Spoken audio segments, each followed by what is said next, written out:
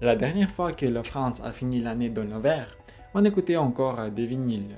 Pour acheter un café, il fallait payer en francs. Et moi j'étais même pas né. Ouais. Depuis 1974, on vit à découvert planète, état, nous, trois compteurs, même mécanique. On dépense demain, aujourd'hui, on paye des intérêts qui n'achètent rien et les paiements fractionnés, grignotant la liberté. Mais ça se répare. On suit des traces et des kilowattheures, on lit les trois compteurs et on les remet au bon rythme. Maintenant, vous allez découvrir pourquoi on vit comme si la Terre était un distributeur automatique avec option retrait limitée. Comment un pays peut survivre 50 ans en mode demain on verra, sans jamais vraiment voir. Ce que ton paiement en 4 fois a en commun avec les obligations d'État. Pourquoi repousser le jour de dépassement ne demande pas de vivre comme un moine. Comment des intérêts invisibles décident déjà de ton quotidien. Et surtout, comment on peut renverser la tendance sans sacrifier le confort ni la liberté.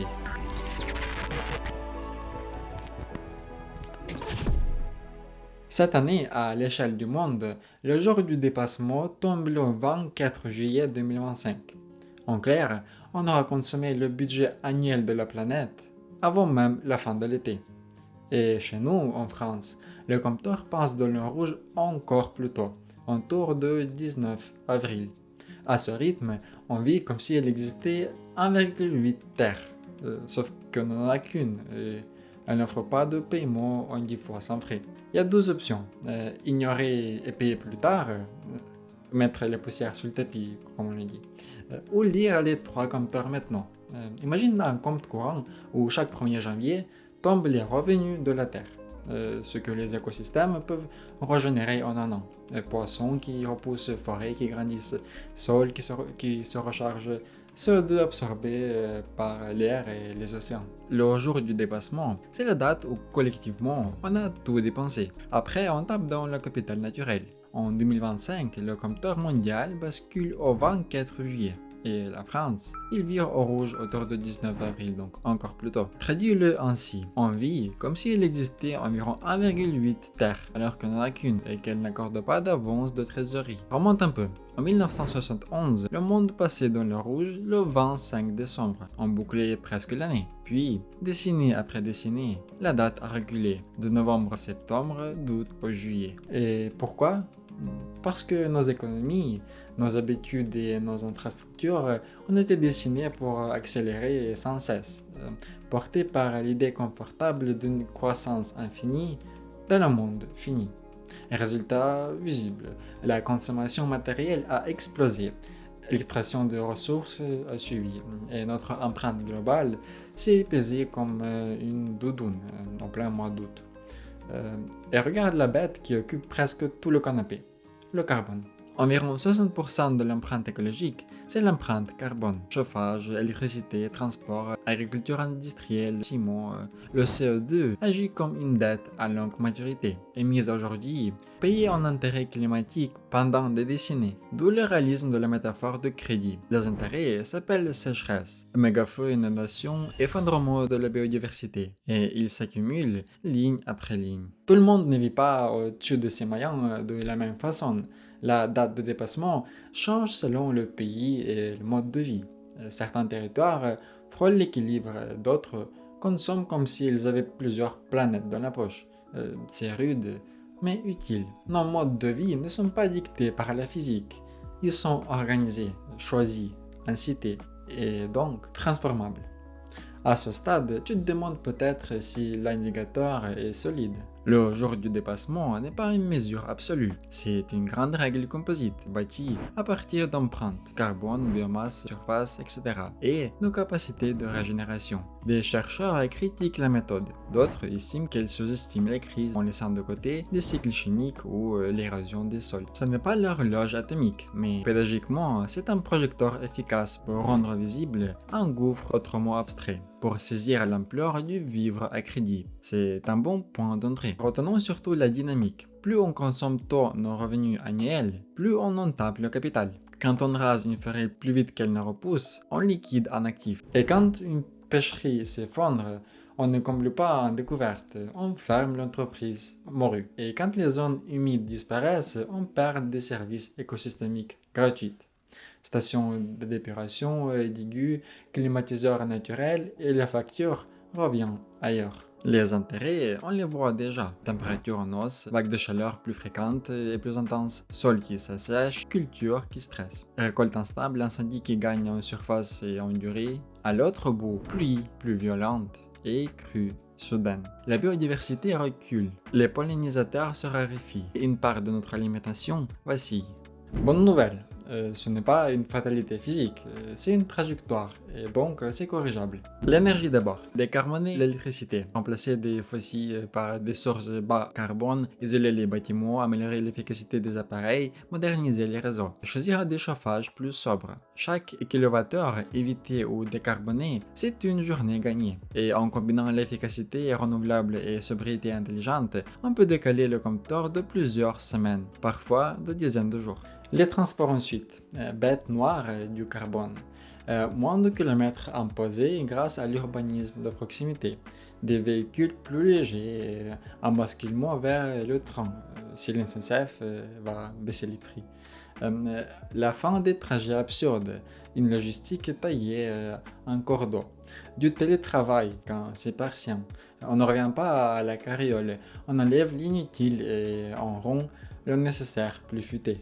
L'alimentation pèse lourde aussi. Une assiette sur 3 se perd encore quelque part sur la chaîne. Rééquilibrer les protéines, manger moins de viande, très intensive en ressources et manger plus de végétal. Soutenir des pratiques agricoles qui soignent sol, eau et paysage. C'est bon pour la santé, pour le budget et pour le calendrier du dépassement. Côté matériaux et objets, même réflexe. Allonger la durée de vie, réparer plutôt que remplacer, concevoir pour démonter, recycler vraiment et pas trier et prier. Une machine à laver qui dure 2 fois plus, c'est 2 fois moins de ressources extraites et transportées. La sobriété n'est pas une punition, c'est une ingénierie joyeuse qui fait mieux avec moins. Et la France, si notre jour tombe en avril, c'est que notre empreinte reste lourde malgré tous les atouts comme un mix électrique déjà en partie décarboné et de bonnes infrastructures. Il y a quand même quelques problèmes, logement à rénover, dépendance aux déplacements motorisés, consommation matérielle élevée, importation de biens à forte empreinte carbone.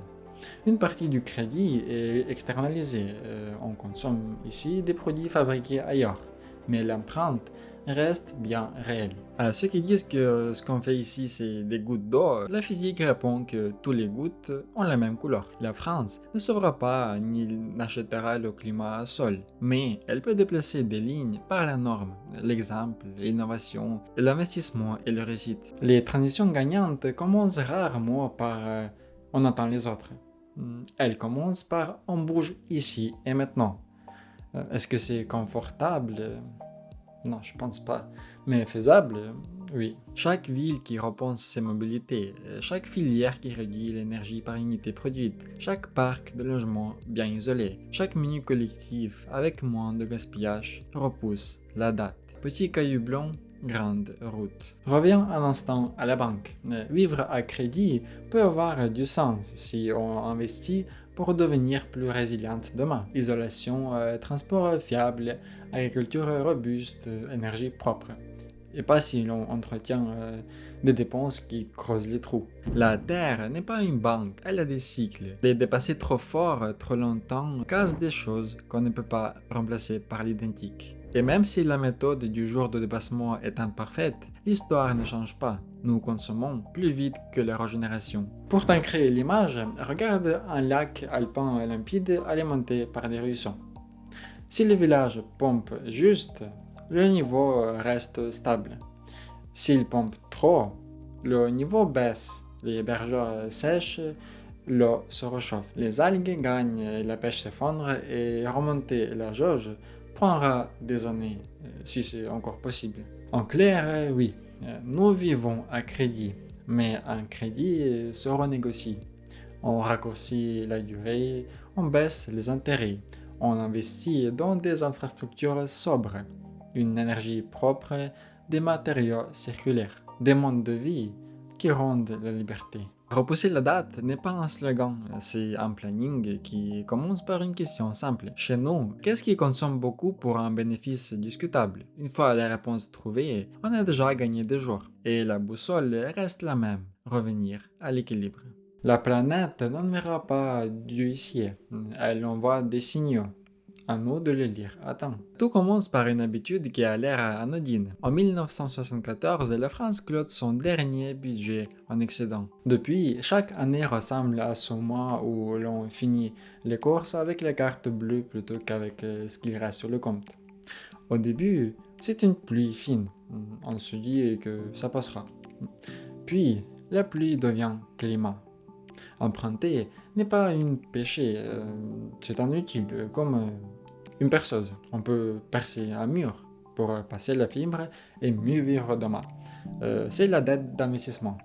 Des rails qui feront gagner du temps, des hôpitaux qui soignent mieux, des logements qui consomment moins. Ou on peut faire des trous au hasard parce que le bruit nous rassure. C'est la dette de fonctionnement qui ne laisse derrière elle qu'un plafond criblé, sans amélioration durable. Sur le marché, la France vend ses promesses, emballées dans des sigles.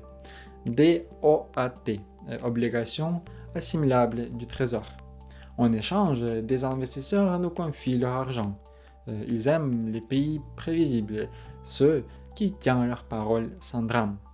Et ils comparent tout le temps. Avec l'Allemagne surtout. L'écart de taux avec Berlin, le spread, fonctionne comme un thermomètre de confiance. Si l'écart s'élargit, c'est que la fièvre monte et que notre promesse coûte plus cher à croire. Pendant des années, l'argent a semblé gratuit. Les taux proches de zéro ont anesthésié la douleur. On servait les intérêts en baillant, on renouvelait la dette comme on reconduit un abonnement. Et puis le monde s'est cabré. Pandémie, chaîne logistique coincée, énergie sous tension, guerre. L'inflation est revenue comme une vieille connaissance que nous n'avait pas invitée. Les banques centrales ont relevé leurs taux. Et tout à coup, la partie du budget qu'on ne voit jamais, la charge d'intérêt, a pris quelques tailles de pantalon. La charge d'intérêt, c'est la ligne la moins photogénique des finances publiques. Elle n'achète ni prof, ni train, ni lit d'hôpital. Elle paye hier. Chaque point de taux remonté au fil des renouvellements de dette se transforme en milliards de plus, qui ne créeront aucun service. C'est pour cela qu'on parle de boule de neige. Si on laisse faire, la neige compacte devient un bloc, et un jour, on va finir par pousser le bloc au lieu d'avancer. Les agences de notation. Leur note n'est pas la vérité, mais elle fait baisser ou monter la musique. Elle regarde la trajectoire, déficit, croissance, réforme, stabilité politique, un cran au moins sur la note, et le marché demande un petit supplément de confiance. Donc de taux. C'est agaçant, parfois injuste, mais c'est la grammaire du jeu, à défaut de diriger des agences amplifiantes. Revenons un peu en arrière. Les années 80 et 90 installent des réflexes de coussin d'air. Quand ça secoue, on emprunte pour amortir. En 2008-2009, la finance déraille. On soutient les banques et l'économie réelle pour éviter la panne générale. En 2020, on occupe les moteurs de l'économie pour cause de Covid. Puis, on les relance à grands coups de quoi qu'il en coûte. Ce fut, il est utile. Sans ça, faillite en chaîne, chômage massif, cicatrices longues. Mais l'ardoise est restée. Quand l'inflation a repointé le nez, la perfusion monétaire a été retirée. On a découvert le poids de la gravité budgétaire. Les comparaisons rassurent et trompent à la fois. Le Japon est plus endetté, c'est vrai, mais sa dette est profondément domestique. Sa banque centrale tient le volant et son épargne interne certes d'oreiller géant. Les États-Unis explosent les compteurs, vrai aussi, mais ils émettent la monnaie monde, leur IOU circule comme de l'oxygène. L'Italie paye souvent ses empruntes plus cher car les investisseurs exigent une prime de risque. Allemagne emprunte moins cher grâce à un historique d'excédent et une image de coffre-fort. La France est un pays un peu au milieu, un pays sérieux, mais parfois brouillon. Notre force, c'est une économie diverse et une épargne solide. Notre faiblesse, c'est une histoire budgétaire écrite au présent, sans assez de chapitres d'avance. Et comment réécrire l'intrigue? Le cap, c'est la destination. Où doit se situer le déficit dans 5 ans, la dette dans 10? Le calendrier, c'est l'ordre de bataille. Quelle mesure tombe quand, avec quel rendement chiffré? La cohérence, c'est l'interdiction de promesses qui s'annule à la page suivante. Les marchés détestent les virages au dernier moment, les citoyens aussi. Une mauvaise nouvelle expliquée tôt vaut mieux qu'une bonne surprise qui n'arrive jamais. Ajoutons un quatrième C, la croissance. Il n'y a pas de formule magique. Une économie qui produit mieux. Productivité, formation, innovation, infrastructure, règles lisibles, supporte une dette plus lourde sans plier. A l'inverse, quand on s'englue dans les délais, les paperasseries, les incertitudes juridiques, la dette devient ce sac de sable qu'on trimballe en courant. On entend parfois qu'il n'a qu'à faire tourner la planche à billets. La tentation est universelle. Quand la banque centrale rachète des obligations, les taux baissent et tout le monde respire. Mais ce soufflet ne nourrit pas. À force, il gonfle les prix des actifs. Il menace la stabilité des prix et il crée une accoutumance. En zone euro, le mandat de la BCE est clair. D'abord, la stabilité des prix. Compter sur elle pour financer indéfiniment nos fins de mois, c'est demander aux pompiers d'arroser le salon en continu au cas où. Alors, ou couper ou renforcer. On remplace le couperet par le scalpel. On traque des dépenses qui coûtent cher pour tout défait. Ces dispositifs qui échappent à l'évaluation depuis des lustres. On les rebote, on les supprime et on publie les résultats. Transparence récompense la confiance. A l'inverse, on blinde ceux qui économisent demain. Rénovation thermique bien pilotée, pas d'argent jeté dans les murs. Ferroviaire et logistique qui évitent des millions de trajets absurdes. Prévention santé pour réduire les coûts évitables. Justice et école pour fluidifier la société et les productivités. Un euro n'a pas la même puissance selon l'endroit où on le pose. Côté recettes, même honnêteté. La fraude et l'optimisation agressive, ce n'est pas une fatalité. C'est un sport où l'arbitre peut changer les règles et surtout multiplier les contrôles intelligents. Certaines taxes dites comportementales ont un double effet vertueux. Si elles sont bien conçues et accompagnées, elles encouragent des choix utiles et financent la transition. Et la meilleure recette, la plus silencieuse, reste l'activité. Plus de projets qui sortent de terre parce que les délais fondent, plus d'entreprises qui grossissent parce que la règle est claire, plus de travail qualifié parce que la formation suit. Derrière les chiffres, il y a la démocratie. La dette à petite dose augmente notre liberté. On investit aujourd'hui pour élargir le possible demain. À forte dose et mal gérée, elle la réduit. On passe ses journées à courir après l'échéance suivante. Quand la moitié d'un conseil budgétaire se résume à comment refinancer à moindre casse, la politique publique devient météo. Retrouver des marges, c'est retrouver du choix, celui de financer la transition énergétique sans rogner partout, d'éduquer la justice et l'école, de soutenir la recherche, non pas quand il reste, mais parce que c'est prioritaire. À ce stade, une mise en point utile. Il n'existe pas de bouton dette qu'on éteint pour retrouver la lumière. Il existe une somme de gestes cohérentes. Dire la vérité des comptes. Évaluer sans trembler. Cesser de promettre un plat et son contraire. Entretenir le moteur de la croissance réelle.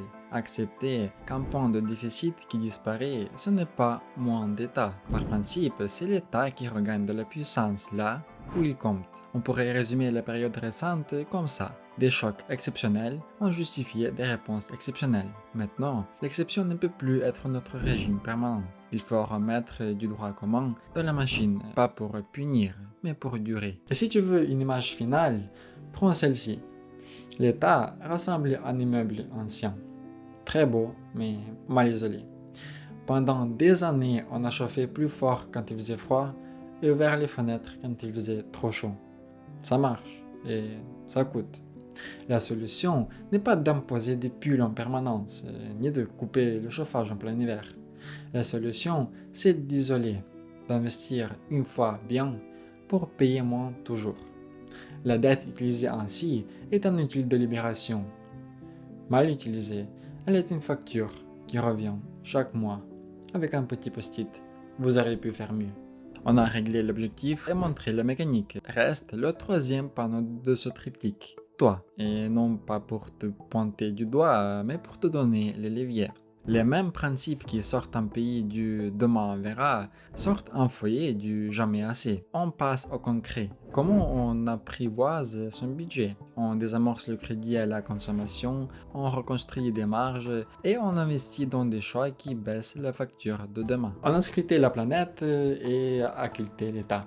Reste le terrain, là où tout se décide en douce. Regarde Camille, salaire qui tombe, loyer ou crédit, moi qui claque chaque mois, quelques abonnements qui laissent une carte pour dépanner, puis le fameux paiement 4 fois sans frais qui allège l'instant. Puisque rien ne casse, tout roule, jusqu'à le jour où la chaudière rend l'âme. La voiture réclame un gros entretien, le loyer grimpe après la révision. Rien d'héroïque, rien de dramatique. Mais mis bout à bout, le budget qui tenait se disloque. On repousse à demain, puis à demain encore, la boule de neige part.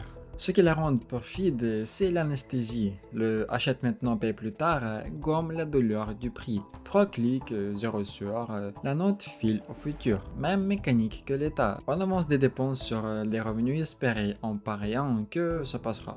Or, le crédit a proliféré. Année de taux très bas, crédit renouvelable qui s'invite, appli en un clic, marketing qui s'appuie. La société pousse aussi.